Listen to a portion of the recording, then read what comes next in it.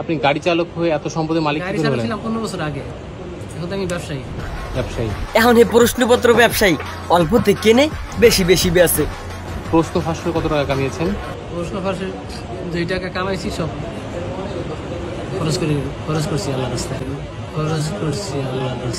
একজন বীর শ্রেষ্ঠ আল্লাহ লোক চুরিটা আজব আল্লাহর রাস্তায় দান করছে।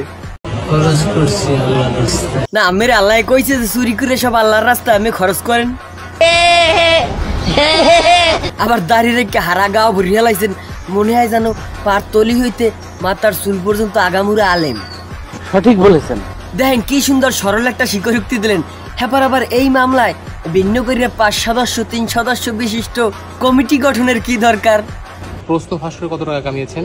প্রশ্ন ফাঁসে 2 টাকা কামাইছি, সব খরচ করছি আল্লাহর রাস্তায়। কি সুন্দর একটা অবুঝ শিশুর মতো স্বীকারোক্তি দিয়ে দিছে। এখন আবার এই ক্যামেরার সামনেই হেডে জিগাইবে কারা কারা এই প্রশ্ন কেনছে, হে আবার অবুঝ শিশুর মতো একটা স্বীকারোক্তি দিয়ে দেবে। এরপর তদন্ত করে দেখবে আসলে এরা প্রশ্ন কেনছে কিনা, কিনলে এগো কাট। কিন্তু হ্যাঁ না করে একটা স্পেশাল কমিটি গঠন হইবে যাতে করে চোরে আরো কিছুদিন সময় পাইতে পারে। মানে কত হইলে চুরির তদন্তে আবার চোরামি দেশটারে এরা মনে হয় রাখতে চায় না আর কি।